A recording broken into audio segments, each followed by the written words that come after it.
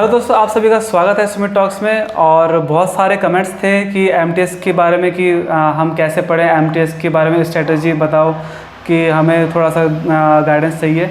तो आज मैं उसी के ऊपर वीडियो लेके आया हूँ। तो पेश है आपके लिए एमटीएस की स्ट्रेटजी।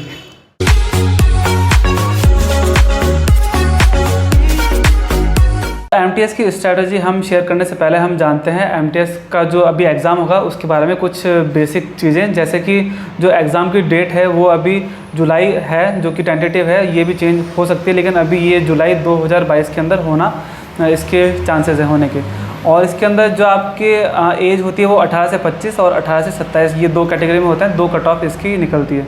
और इसका एग्ज़ाम होता है 10th लेवल का, जो कि इजी आता है, इजी टू मॉडरेट हम उसको मान सकते हैं। तो इस एग्ज़ाम में 4 सब्जेक्ट्स आते हैं, रीजनिंग, इंग्लिश, क्वांट और जनरल अवेयरनेस। तो इसके आपके पास 25-25 क्वेश्चन आएंगे, मतलब चारों के मिला के आपके पास 100 क्वेश्चन आएंगे।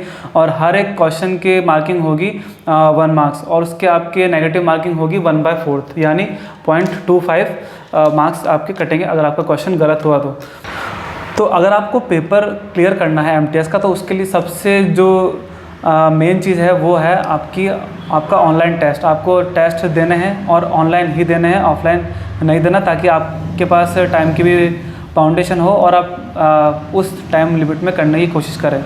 तो उसके लिए आपको सबसे पहले इसके अंदर आपको 1.5 घंटा मिलता है, इसलिए आपको इसके अंदर टाइम का नहीं देखना है। आपको मेन जो है एक्यूरेसी पे ध्यान देना है कि आपकी एक्यूरेसी 100% होनी चाहिए।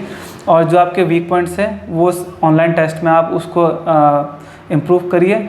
और हो सके जितना तो आप प्रीवियस ईयर के जो पेपर हैं वो ही दीजिए तो और अच्छा रहेगा, क्योंकि जो क्वेश्चंस है वो ही रिपीट होते रहते हैं। तो अगर आप एमटीएस की तैयारी स्टार्ट कर रहे हैं तो सबसे पहले आपको एक तो सिलेबस देखना होगा। सिलेबस आपको अच्छे से देखना है कि कौन कौन से टॉपिक्स उसमें आते हैं और कौन कौन से टॉपिक्स आपके रेडी हैं जिनको आपको देखने की ज़रूरत नहीं है। कुछ ऐसे होंगे जिनको आपको रिवाइज़ करना होगा, जिनके आपके पास नोट्स बने हुए होंगे, और कुछ ऐसे होंगे जो आपके पढ़े हुए नहीं हैं। तो ये आपको उसमें देखना है।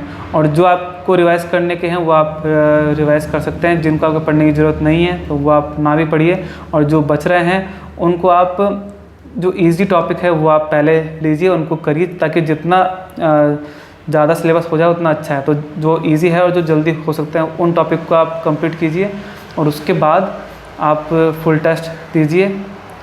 पहले आप वो जो आपने टॉपिक करें उसके आप सेक्शन टेस्ट दीजिए। तो आप जो भी ऑनलाइन टेस्ट आप बाय करेंगे उसके अंदर आपके टॉपिक वाइज भी टेस्ट होते हैं, सेक्शन वाइज भी होते हैं। तो आप उसके थ्रू आप उसकी तैयारी कर सकते हैं, और उसके बाद आप फुल टेस्ट स्टार्ट कर सकते हैं।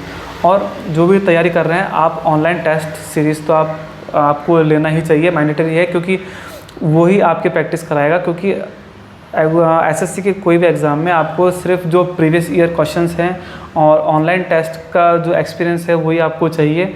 और स्पीड इसके अंदर इतना मैटर नहीं करती, लेकिन जो एक्यूरेसी वो मैटर करती है, और जो एनालिसिस होता है वो आपको उसके ऊपर अच्छे से देखने को मिलता है। तो सबसे पहले आप जो फ्री होते हैं टेस्ट वो आप दीजिए, आप जिस पे भी देना चाहें, जो भी ग्रेड अप या टेक्स्ट बुक, एसएससी ट्यूब, जो भी आपको अच्छा लगता है उस पर आप दीजिए फ्री टेस्ट।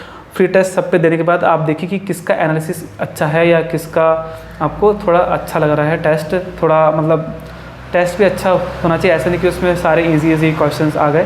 तो ऐसा मिक्सअप ऐसा टेस्ट हो और आपको जो अच्छा लगे, क्योंकि टेस्ट आपको लेना है। टेस्ट सीरीज़ कोई भी हो आपको ख़रीदनी है, क्योंकि उसके आपको मान लीजिए दिन का 1 रुपया भी लगता नहीं है, बहुत सस्ते मिलता है। 300-400 के आपको 1-1.5 साल का मिल जाएगा, ऐसा कुछ है। तो वो आप लीजिए और तब फिर आप आपकी तैयारी स्टार्ट कीजिए। सभी के लिए एक जैसी हो नहीं सकती स्ट्रैटेजी, इसलिए मैंने इसको 3 पार्ट में डिवाइड किया है। 3 तरह के जो हमारे एस्पिरेंट्स हैं उनके लिए। तो जैसे कि जिनका सिलेबस कंप्लीट हो चुका है तो वो, और एक है सेकंड जिनका सिलेबस हाफ हुआ है, और थर्ड है जिनका सिलेबस अभी कुछ नहीं हुआ है, उन्होंने कुछ अभी तक देखा भी नहीं है कि उन्होंने अभी तक तैयारी स्टार्ट नहीं की हो।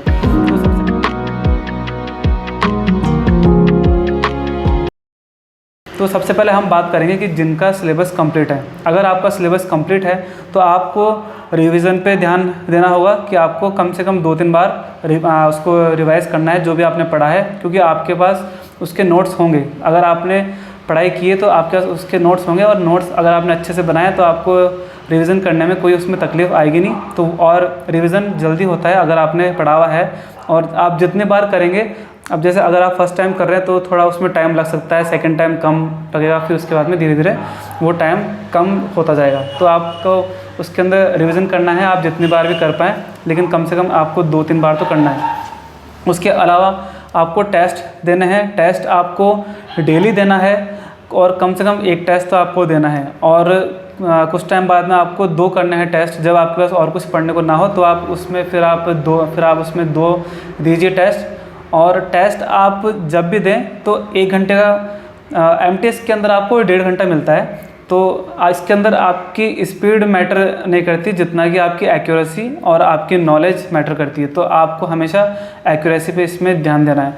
तो इसके लिए आपको हमेशा टेस्ट देने के बाद में अब जैसे 1.5 घंटे का टेस्ट है तो आपको 3-4 घंटे उसको एनालिसिस करना है अच्छे से, हर एक क्वेश्चन को, और उसका ईजीएस्ट वे और सिंपल वे, और उसकी आपको एक्यूरेसी आपको मैक्सिमम करनी है। अब जैसे आपका जो एग्ज़ाम है वो जुलाई में है, तो उसके लिए आपके पास में अभी अप्रैल चल रहा है, तो आपके पास मई, जून और जुलाई का पता नहीं कब तक हो, तो आपके पास में मान लीजिए मतलब कम से कम 2 महीने तो हैं ही, उसके अलावा जो भी होता है वो है। तो उसके लिए आपको 1 महीने पहले से आपको डबल टेस्ट करना है स्टार्ट, दिन में 2 बार टेस्ट, और उसके बाद आपको उसके अंदर जो आपके वीक पॉइंट्स हैं वो आपको देख के एनालिसिस करना है, और जो वीक पॉइंट्स हैं उनके बारे में फिर आपको पढ़ना है, और वो क्वेश्चन को कैसे आप इजीली सॉल्व कर सकते हैं वो आपको देखना है। तो उसका जो भी आपको 2-3 तरीके देख के जो आपको ईजी लगे उससे आप कर सकते हैं। और आपको करंट अफेयर्स वीकली पढ़ने हैं, और उसके बाद आपको एग्ज़ाम से करीबन आपको 15 दिन पहले आपको ये मंथली पढ़ने हैं। फिर अगर आप मंथली पढ़ेंगे तो 1 साल का आप पढ़ सकते हैं आराम से। तो आपको वो मंथली पढ़ना है। अब आते हैं सेकंड कैटेगरी, जिनका सिलेबस अभी हाफ़ हो चुका है। अगर आपका सिलेबस हाफ़ हो चुका है तो आपको जो आपने पढ़ रखा है उसको आपको रिवाइज़ करना है। तो आपको 2 बार कम से कम उसको रिवाइज़ करना है। उसके बाद आपको जो सिलेबस बचा है उसके आपको ईजी जो हैं टॉपिक्स जो आपके जल्दी हो सकते हैं, या आपको कुछ उसमें पता हो, पहले से आपको आता हो, तो उसको आप लीजिए और उसको आप जल्द से जल्द पूरा करने का सोचिए। और साथ ही साथ आपको ऑनलाइन टेस्ट भी देने हैं डेली, और उसका आपको एनालिसिस करना है अच्छे से। और उसके अंदर जो आपको टॉपिक लग रहे हैं उसमें आपको कुछ ऐसे होंगे क्वेश्चंस जो आपको नहीं आए होंगे उस टाइम, लेकिन जब आपने सॉल्यूशन देखा तो आपको वो समझ में आ गई उसकी ट्रिक क्या है।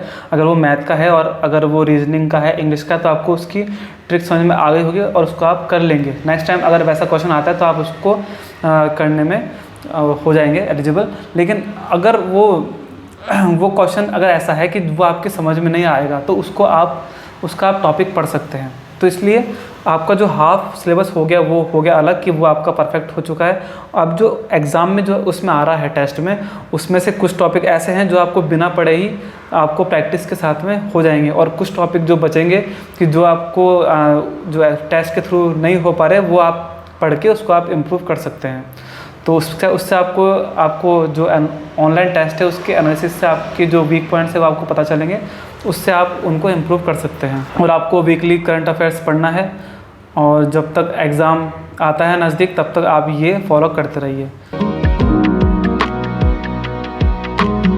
तो थर्ड कैटेगरी आती है जिनका अभी तक सिलेबस कुछ भी नहीं हुआ है, उन्होंने अभी तक बुक भी देखी नहीं है, सिलेबस तक देखा नहीं है। तो सबसे पहले आप देखिए सिलेबस देखने से आपको पता चलेगा कि कौन कौन से टॉपिक्स हैं जो आपने पहले पढ़े हुए होंगे, और उसमें आपको कुछ तो आता होगा। अब जैसे एवरेज है, परसेंटेज है, या अब स्पीड, डिस्टेंस, टाइम है, वो है। तो इनमें से आपको कुछ टॉपिक होंगे जो आपको आते होंगे पहले से, या फिर आपको नॉलेज है, तो वो आपको पता चलेंगे। तो आप एक बार सिलेबस को अच्छे से देखिए, उसके बाद आप दीजिए टेस्ट देने के बाद में उसको एनालिसिस करिए। उसमें से आपको टॉपिक वही ऐसे मिलेंगे जो आपको बार बार टेस्ट देने से वो आपके हो जाएंगे कवर। तो आपको टेस्ट देना है रेगुलर, और फिर भी अगर आपके कुछ टॉपिक्स नहीं होते तो उसे आप पढ़ सकते हैं। और आप दिमाग पे कुछ भी प्रेशर ना लीजिए, आपको सिर्फ ये सोचना है कि इससे आपको एक्सपीरियंस मिलेगा।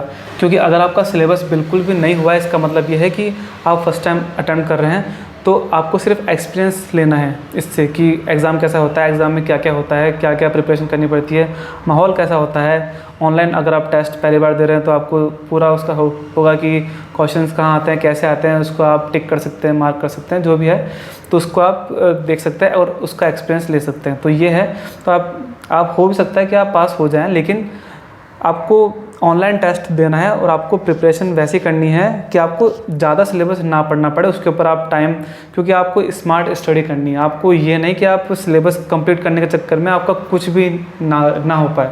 इसलिए अगर आप ऑनलाइन टेस्ट देंगे तो आपका मान लीजिए आधे से ज़्यादा आपका सिलेबस हो जाएगा, क्योंकि आप वो प्रैक्टिस से, अब जैसे मैथ है उसमें कुछ क्वेश्चंस हैं वो रिपीटेड होते हैं, एक टाइप के क्वेश्चंस आते ही हैं, तो वो उससे आपके और इंग्लिश में उसका भी जो पैटर्न है सेम आता है। और फिर भी अगर आपको कुछ स्पेसिफिक टॉपिक लगता है कि वो आपको टॉपिक हर बार उसमें दिक्कत आ रही है हर टेस्ट में, तो फिर आप उस स्पेसिफिक टॉपिक की जो ऑनलाइन या कैसे भी उसको आप पढ़ सकते हैं, और पढ़ने के बाद उसका आप सिर्फ उस टॉपिक का आप है ना टेस्ट दीजिए। क्योंकि अब जैसे आप जो भी सिलेबस लेते हैं, जो भी आप ऑनलाइन क्लास लेंगे, तो उसके अंदर सेक्शन वाइज और टॉपिक वाइज भी पेपर आते हैं, तो उसका आप टेस्ट दीजिए। उससे आपको आइडिया होगा कि आपको कितने क्वेश्चन आप कैसे कर पाते हैं, किस टाइप के क्वेश्चन आपको नहीं, आप उसमें से नहीं कर पाते, और उसके बाद फिर से आप जो आपका फुल टेस्ट है वो आप दीजिए।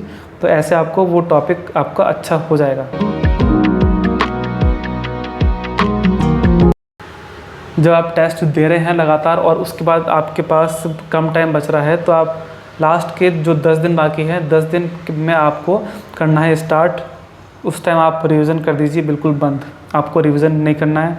आपको टेस्ट तो देना है, एक टेस्ट रोज़ का, अगर आप 2 देते हैं तो उसको आप 1 कर दीजिए। उसके बाद आपको मंथली करंट अफेयर्स पढ़ने हैं। 10 दिन पहले से आपको, अगर ज़्यादा है तो आप 15 दिन पहले भी से पढ़ सकते हैं, तो आपको मंथली करंट अफेयर्स पढ़ने हैं। अगर आप रोज़ का दिन का 1 भी पढ़ते हैं तो आप साल भर का पूरा कर लेंगे। अगर आप दिन के 2 पढ़ते हैं तो उसको और भी आप जल्दी कर सकते हैं, तो ये आपको करना है। और अगर आपका पेपर बाद की डेट में है, बाद की शिफ्ट में है, तो आप जो पहले वाली शिफ्ट के हैं उनके आप जो टेस्ट एनालिसिस है वो आप देख सकते हैं। उससे आपको आइडिया होगा कि किस टाइप के क्वेश्चन आ रहे हैं और आप उन क्वेश्चंस को करने लायक हैं, आप उसे कर पा रहे हैं या नहीं। और कुछ अगर चेंजेस होता है एग्ज़ाम में तो वो भी आपको पता चलेगा। और आप अच्छे से नींद लीजिए, रिलैक्स रहिए, क्योंकि उसका भी बहुत फ़र्क पड़ता है। और उसके बाद आप जो आपका एडमिट कार्ड है और आईडी प्रूफ और फ़ोटो, ये सब चीज़ें रेडी रखिए एक दिन पहले ही। ऐसा ना हो कि आप एंड टाइम पे आप मतलब जा रहे हो और वहाँ पे आप एडमिट कार्ड निकलवाओगे तो और क्या पता, क्योंकि होता है कभी कभी जब एग्ज़ाम होता है तो उस टाइम पे नेट वेट सब बंद होते हैं, इंटरनेट बंद कर देते हैं, या अगर आप लेट भी हो गए तो भी कुछ भी हो सकता है। तो इसलिए आप एक दिन पहले ही सब चीज़ें रेडी रखिए और हमेशा एग्ज़ाम सेंटर पे आप टाइम से पहले पहुँचिए। क्योंकि मेरे साथ ऐसा हो चुका है कि मैं एक एग्ज़ाम दे नहीं पाया था, उसमें मैं 2-3 मिनट लेट पहुँचा था, 2 मिनट, तो मुझे अंदर नहीं जाने दिया क्योंकि गेट क्लोज़ हो गया। तो आप इन चीज़ों का ध्यान रखिए। और इसके अलावा अगर आप चाहते हैं कि अब मैं सब्जेक्ट वाइज बनाऊँ स्ट्रेटजी कि आपको कौन सा सब्जेक्ट में कौन सा टॉपिक ज़्यादा पढ़ना चाहिए, कौन सा कम, या कैसे पढ़ना चाहिए। देखिए, मैंने कोचिंग की थी और मैंने पैरामाउंट से कोचिंग की थी, और उसके बाद मेरे पास वो नोट्स थे, मेरे पास मैथ के थे नोट्स, इंग्लिश के थे अच्छे खासे बने हुए, और जीएस के अंदर मेरे पास साइंस के, बायो के, इनके थे। ज्योग्राफी के मेरे पास नहीं थे नोट्स, और हिस्ट्री के भी नहीं थे, तो उनके अंदर मेरे को दिक्कत आई थी। और तो आपके पास अगर नोट्स है तो आप उससे पढ़ सकते हैं। और उसके अलावा फिर मैंने जो भी है वो मैंने ऑनलाइन ही पढ़ा है, और जो भी टॉपिक रह गए वो भी मैंने ऑनलाइन से ही लेके और मैंने उसके नोट्स बनाए और उसे कंप्लीट किया है। तो आप ज़रूरी नहीं कि आप है ना बुक से पढ़ें, मैंने बुक से बहुत कम पढ़ा है, मैं ऑनलाइन ही पढ़ता हूँ। और ऑनलाइन मेरे लिए पढ़ना ईजी भी रहता है, अगर अपन कैसे भी उसको पढ़ सकते हैं, तो मैं ऑनलाइन ही पढ़ता हूँ। और तो इसलिए मैंने बुक्स इतनी नहीं पढ़ी, लेकिन अगर आप फिर भी बोलते हो तो मैं देख के, पूछ के, और मैं आपको बुक्स बता सकता हूँ जो आपको बुक्स अच्छे लगे। और ये मत सोचिए कि कौन सा चैनल अच्छा है, कौन सा नहीं है पढ़ने के लिए। सिलेबस सेम होता है, तरीका भी सेम होता है, थोड़ा पढ़ाने का तरीका अलग होता है कि कोई थोड़े अच्छे ढंग से पढ़ाता है, कोई वैसे, है ना। तो लेकिन सबका तरीका सेम है। आप देखिए 2-3 टीचर्स से पढ़ के, उनका तरीका आपको जिसका अच्छा लगता है वो आप उसका आप कोर्स ले सकते हैं, उसका आप पढ़ सकते हैं। और फ्री में बहुत सारे यूट्यूब चैनल चल रहे हैं, उनसे आप पढ़ाई कीजिए। और करंट अफेयर्स भी आप उससे पढ़ सकते हैं, उस पर आपको सब चीज़ मिलेगी। तो पैसा वेस्ट नहीं करना, उस पर पढ़ो और ऑनलाइन टेस्ट दो, तो वो सबसे बेस्ट है। और अगर आप फिर भी चाहते हैं कि आपको बुक्स रिकमेंड की जाए तो आप बताइए, तो मैं आपको बुक्स भी रिकमेंड कर दूंगा। थोड़ा मुझे देखना पड़ेगा, पूछना पड़ेगा, जो है जिनका सिलेक्शन हुआ है मैं उनसे ही पूछ के बताऊंगा आपको। और इसके अलावा अगर आपको कोई हेल्प चाहिए तो आप नीचे कमेंट कर सकते हैं।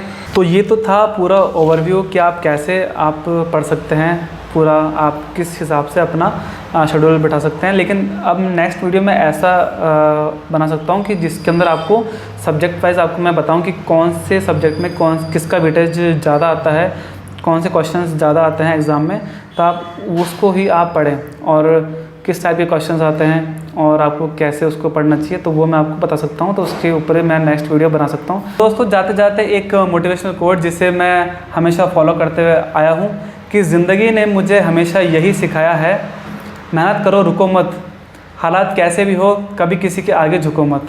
इसी के साथ हम ये वीडियो ख़त्म करते हैं और मिलते हैं अगले वीडियो में नए टॉपिक के साथ, नई चीज़ के साथ। तो जुड़े रहिए हमारे साथ और हमें सब्सक्राइब कर लीजिए, जो घंटे का आइकन है उसे भी आप प्रेस कर दीजिए। और कोई आपको डाउट हो तो आप नीचे कमेंट कर सकते हैं। तो टाटा बाय बाय, मिलते हैं नेक्स्ट वीडियो में।